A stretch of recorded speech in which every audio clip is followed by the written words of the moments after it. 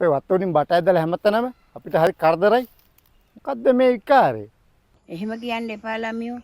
අර හේ කුමාරි ළමයා කොච්චර අමාරුවෙන්ද වතුර මේ උඩහට ගෙනියන්නේ ඇයිලා මෙහෙම කරන්නේ? මට ඒව වැඩක් නැහැ. මේක මේ අපේ ඉඩ. අපිට මොකව හිතව ගන්නවත් නැහැ මොනවක් කරගන්නවත් නැහැ. අන්න අර එහා පැත්තෙන් දාගන්න තරම දාගන්න ඕන් දිහාවකි. අපිට හරි කරදරයි මේවා. එහෙම කරන්න එපා ළමයෝ. අපිට රවුමින් ගන්න බෑනේ. කොච්චර යනවද සල්ලි? ආයතරයක් කියවන්න හැතුණා. දැන් කිව්වන එකපාර. මෙහෙන් යන්න. මේ දාන්න දෙන්නේ නැහැ. ඕන් දිහාවෙන් දාගන්න.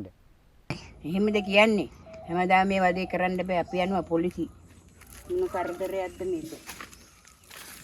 මොකද මම දැන් දවස් ටික මේක කල්පනා කර ඉන්නේ. එන අප්සෙට් එකකින් වගේ ඉන්නේ. අර අක්කාගේ වතුරේ පව්වේ මිනිස්සයා වතුර ටිකක්වත් බොන්නේ නැහැ මේ මිනිස්සයාට. ඒ මිනිස්සයා දවස ගානේ ඇවිල්ලා කියනවා අර වීඩියෝන් කියන මේ අයියට පින් සිද්ධ වෙන්න මේ බටට ලයින් එක දාගන්න දුන්නා මේ මිනිස්සයා. ඒ මිනිස්සයාට මල් තියලා වඳින්න ඕනේ. මේ මොකද අරුගේ වැඩේ අරක ගලවනවා. ඔකට කොච්චර කිව්වත් හරියන්නේ නැහැ. මං දවස් කල්පනා කරලා බලලා මට ඉවසීමේ සීමාව පැන්නොත් එහෙම මං ඔකට හොඳ වැඩක් කරනවා ගිහිල්ලා.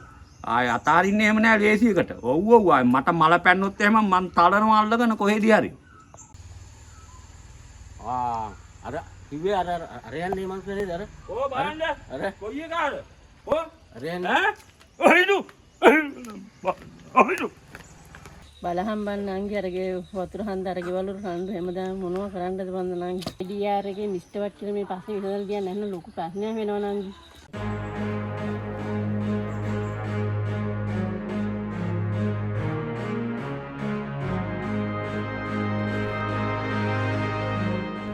දැන් රෝහිණී මහත්මිය කියන්නකො ඔයා උද්දමෙන්ද තියෙන ගැටලුව මොකද්ද කියලා. ඉස්සර නම් විලියම් මාමා ඉද්දි නෝන අපි මේ වතුර ගත්තේ මේ ඉඩමින් තමයි වතුර බටේ දාලා තිබ්බේ. ඒ වුණාට දැන් වතුර ගන්න විදිහක් නැහැ මේගොල්ලෝ ගන්න දෙන්නේ නැහැ නේ. උඩහ ගෙවල් 3-4ක්ම තියෙනවා. ඉතින් අපේ ළමයි ඉස්කෝලේ යවා ගන්නෙ බොහොම වතුර ටිකක් නැතුව. ඉතින් මොකක් හරි මේකට විසඳුමක් හොයලා දෙන්න ඕන. බොව් මට බැට් එකටවත් යන්න වතුර නැහැ මේ මෙයාලන් විතර ගලවන්නේ ඉන්නවා. දැන් පද්මසිරි මහත්තයා කියන්නකො මොකද්ද මේක සිද්ධියේ කියලා. මෙහෙමයි නෝනා. දැන් මේකේ මෙහෙම මේ බට දාලා මෙතනින් දාදුන තාත්තා ඉන්න කාලේ. දැන් දෙන්න විදියක් නැහැ. දැන් මම මෙතන මඩුවක් හදාගන්න හිතාන ඉන්නවා. ඒ හින්දා මේ බට දාපුවා මේ කට්ටිය නිතරම එනවා බට ගැලවෙනවා ගලවනවා. ඉතින් ඒ හින්දා මේක කරන්න බෑ. මේ ඉඩමේ තියෙන දේවල් මේ මිදුල් වල තියෙන දේවල් නැති වෙනවා. ඒ හින්දා මේක මෙතනින්ම දෙන්න බෑ. එතකොට පද්මසිරි මහත්තයා ඉස්සෙල්ලා කොහොමද ওই බටේ එරලා තිබුණේ? අපේ අර ගෙට උඩින් තමයි බටේ ඇදලා තිබුණේ. ඔබතුමා කියන්නේ මේ ඔක්කොගෙම අය ගෙදර ගත්තේ ඔයාගේ මඩුවට උඩින් තියෙන වතුර බටේ ඇදපු ඇද්දෙත් උඩින්නමනේ නේද? මේ මාලිට ලොකු ඉඩමක් තියෙන්නේ නෝන. ඉතින් මඩුව හදන වැත්තේ ගේ ළඟින් මේ අපිට වටේ බටයක් ගෙනියන්න ඉඩ මේ සල්ලිත් නෑ නෝන මේ කොහොම හරි කරලා දෙන්න. එතකොට ඔබතුමාගේ තාත්තා ඉන්නකොට මේගොල්ලෝ එක මොකුත් සම්බන්ධයක් තිබුණාද ඉස්සරින්දා? ඔව් ඉතින් ඒ කාලෙත් ඉතින් මේ අපේ ළමයි එහෙම ඉස්කෝලේ වගේ ගිහින් යනකොට මේ නැන්දලා එහෙම තමයි බලා කියාගත්තේ ඉතින්. දැන් මේ වතුර බටේ ඉස්සර ඉඳන් තාත්තා ඉන්න කාලේ ඉඳන් තිබුණේ බටයක්නේ. එතකොට උල්පත හින්දෙන්නෙත් නෑ නේද? ඔව්. එතකොට මේ ගොඩාක් අය ඉදා ඉඳන් අරගත්ත හින්දා පද්මසිරි මහත්තයා ඔයාට දැන් ඔයාගේ ගෙයි මිදුලේ තියෙන බඩු මුට්ටු හැම නැති වෙනවා කියන එකටයි ඔයා බලාපොරොත්තු වෙන මඩුව හදනවා කියන එකටයි අපි මෙහෙම කරොත් හොඳද? මම ඔයාට යෝජනා කරන්න. මෙහෙමයි. දැන් අපි මෙතනින් ස්ථිරවටම බටේ ඩිංගක් යටට හොඳට හයි කරලා හයි වෙන්න දැම්මොත් ගලවන්න ඉන්නේ නෑනේ මිනිස්සු නිතර. ගලවන එක ආයේ ගැලවෙනවා අරවා මේවා කියන්නේ නෑනේ. එතකොට අපි දැන් ඔයා ඉන්න තැනට වඩා පොඩ්ඩක් එහා පැත්තෙන් ඔයාගේ ගෙට පොඩ්ඩක් එහායින් මේ බටේ දාගත්තොත් ඒක ඔයාට කරදරයක් නෑ නේද? අර එහා වත්තෙන් අදින්න ගියොත් රුපියල් 10 ගාණක් යනවා.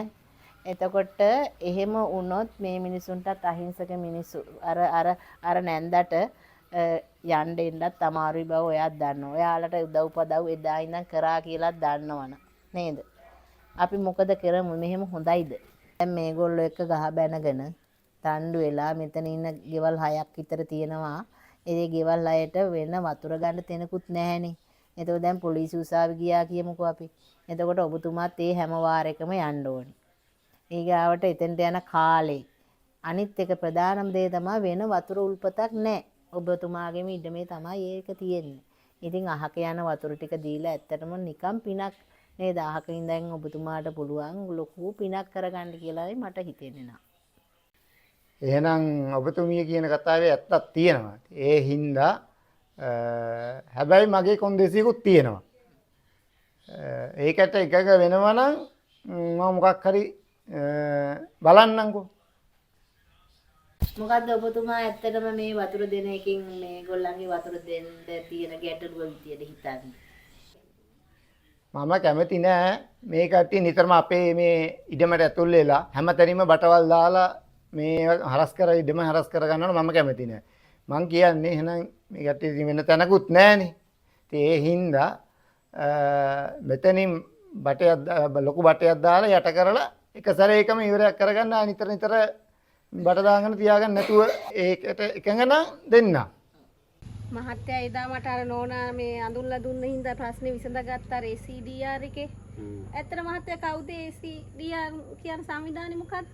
මේමයි දැන් SCDR කියන එක හැඳින්වීමේදී සාමාන්‍යයෙන් අපි සරලව අපි කතා කරොත් දැන් ඔයාලට මොනවා හරි ප්‍රශ්නයක් ගැටලුවක් ඇති වෙනකොට අපි සාමාන්‍යයෙන් හැමෝම පුරුදු වෙලා ඉන්නේ පොලිසියට ගිහිල්ලා පැමිණිල්ලක් දාලා ඒක විසඳන්න ක්‍රමයක් නේ අපි මේ පුරුදු වෙලා ඉන්න රටාව. දැන් එතෙන්දී ඕගොල්ලෝ දන්නවා එක පාර්ශවයක් ඒකෙන් ජයග්‍රහණය කරනවා වගේම තව පාර්ශවයක් පරාද වෙනවා. එතකොට හිතමනාපකම් අපි ගෙමු අසල්වාසී වුණාම සමහර විට වෙනදා කතා කරපු රටාව ඒව මුකුත් නැති වෙලා අමනාපකම් ඇති කරගන්නවා. ඒකින්ද ඊට වඩා හොඳ ක්‍රමවේදයකට දෙපැත්තම කැඳවලා සාකච්ඡා කරලා කාගේවත් එක්සිදවීමකින් තොරව මේ කටයුත්ත නැත්නම් ඔයාලට ඇති වෙලා තියෙන මේ ගැටලුව විසඳගන්න තියෙන ක්‍රමවේදයක් තමයි මේ ආයතනය හරහා කරන්නේ.